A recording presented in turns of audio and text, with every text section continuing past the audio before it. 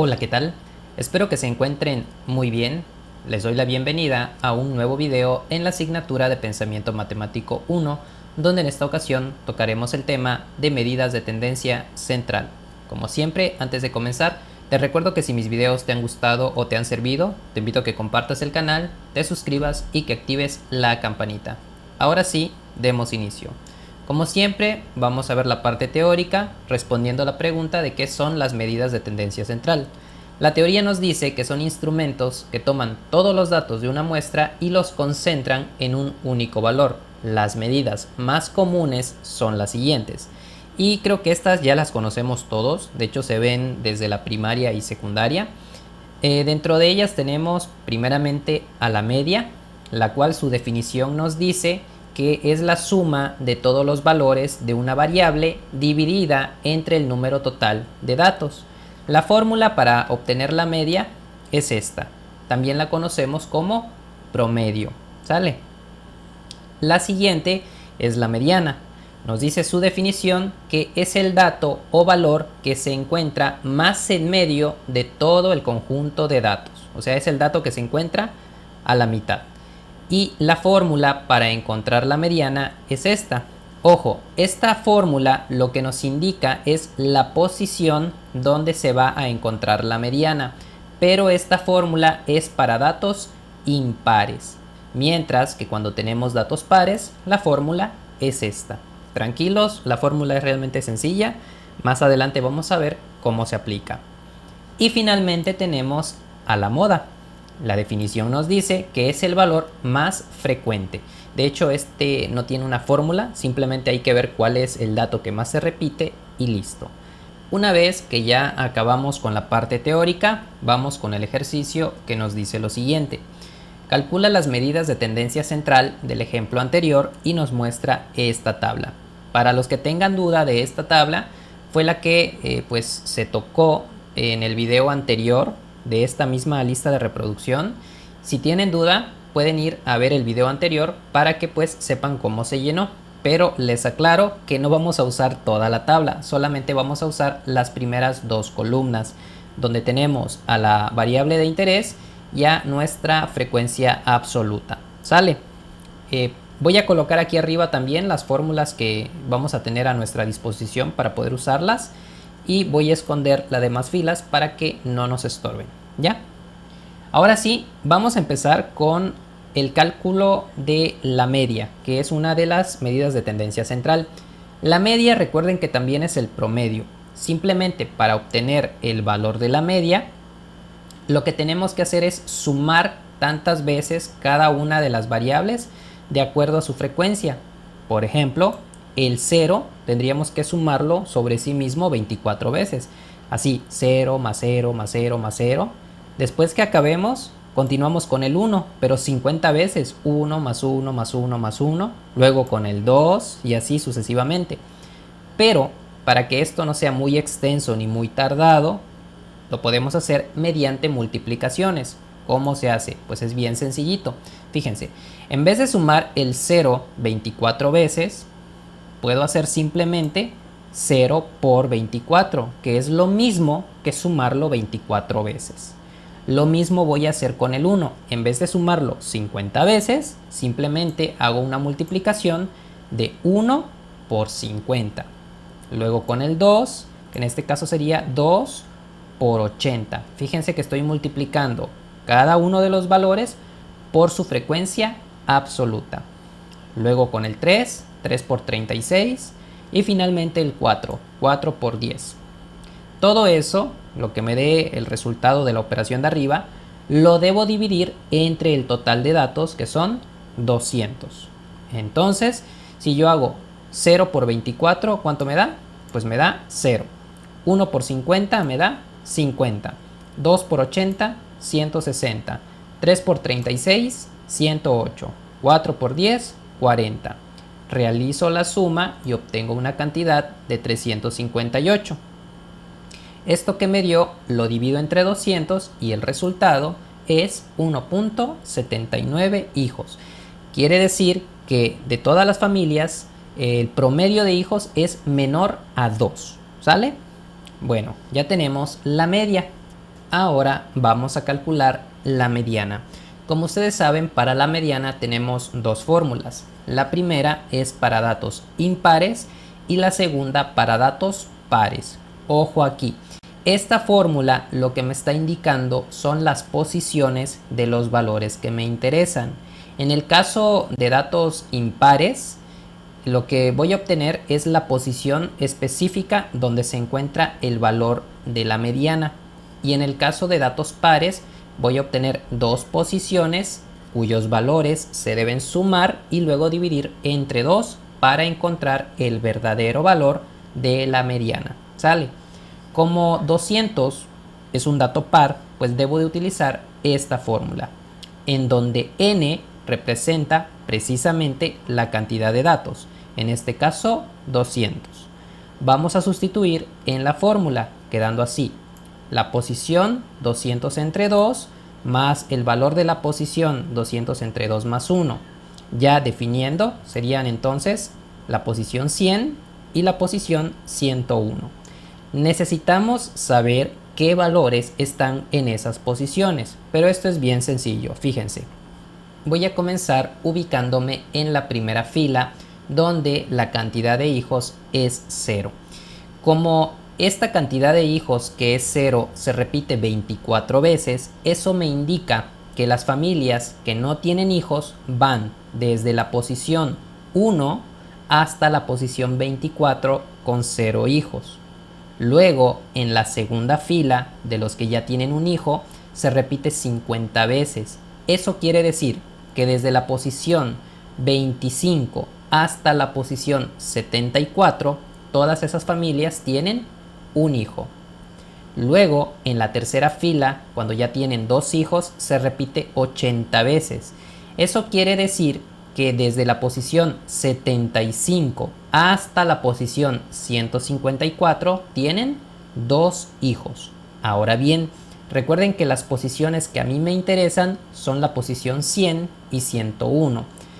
Como ustedes pueden ver, aquí en la cantidad de hijos igual a 2, las posiciones 100 y 101 se encuentran en ese conjunto. Por lo tanto, ¿qué valor se encuentra en la posición 100? 2. Y en la 101 también 2. Entonces ya puedo sustituir los valores, quedando así: 2 más 2 igual a 4. 4 entre 2 es igual a 2. Listo, ya encontramos la mediana. Finalmente, para encontrar la moda, solo hay que fijarse cuál es el valor o el dato que más se repite. En este caso, la cantidad de hijos igual a 2 se repite 80 veces.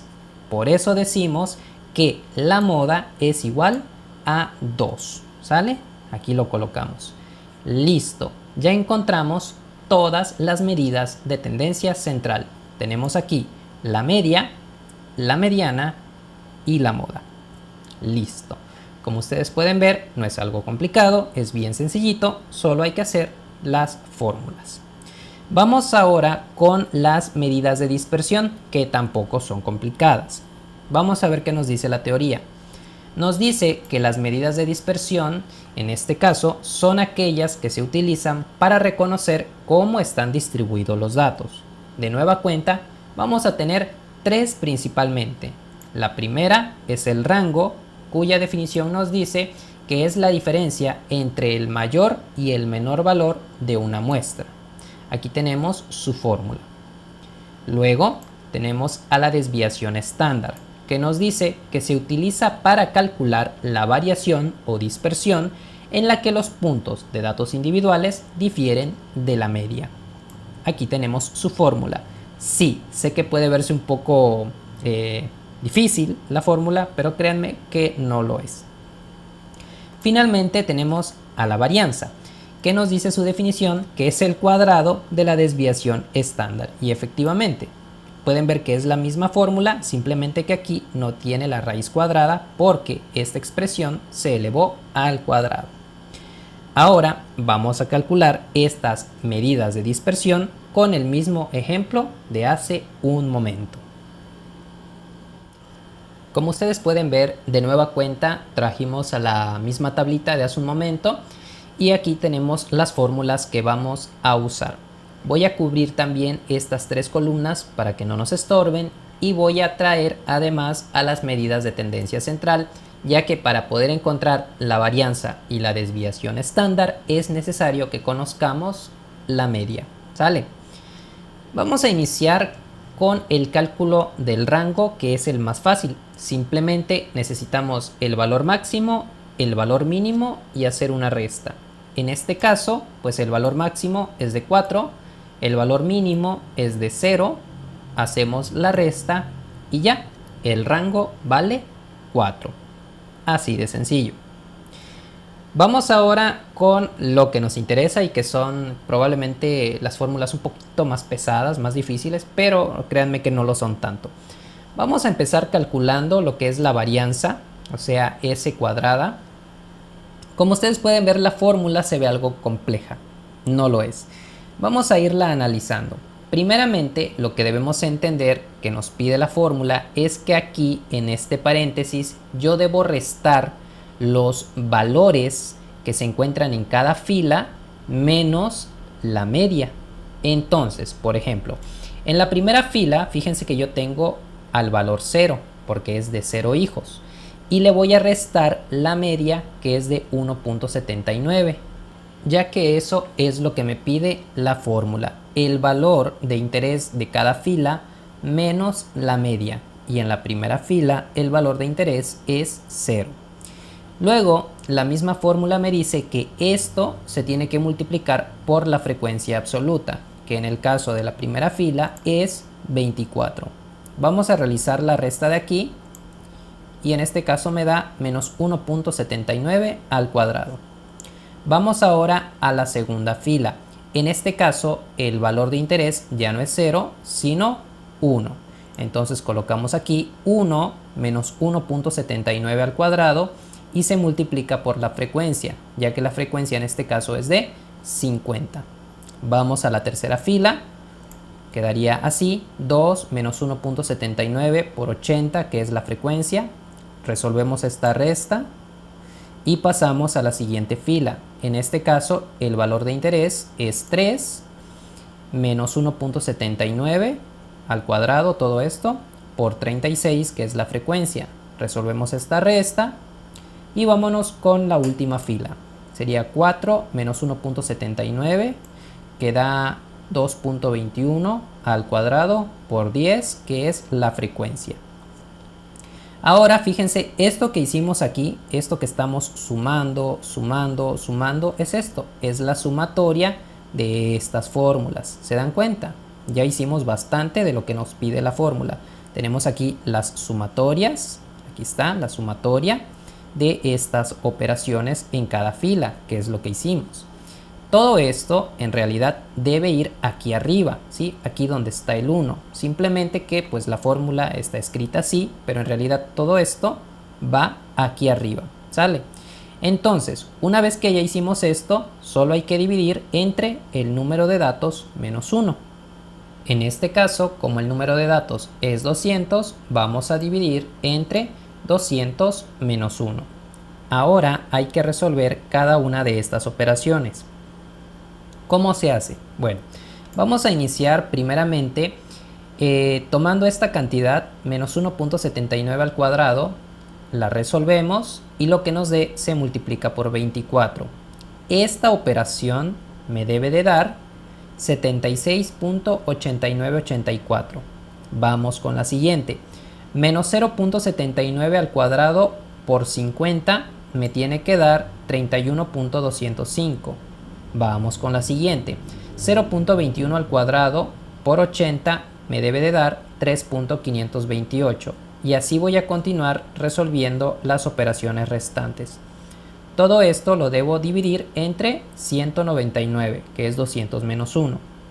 Lo único que falta es sumar estas cantidades, lo cual me da una cantidad ya final de 213.18 en la parte superior.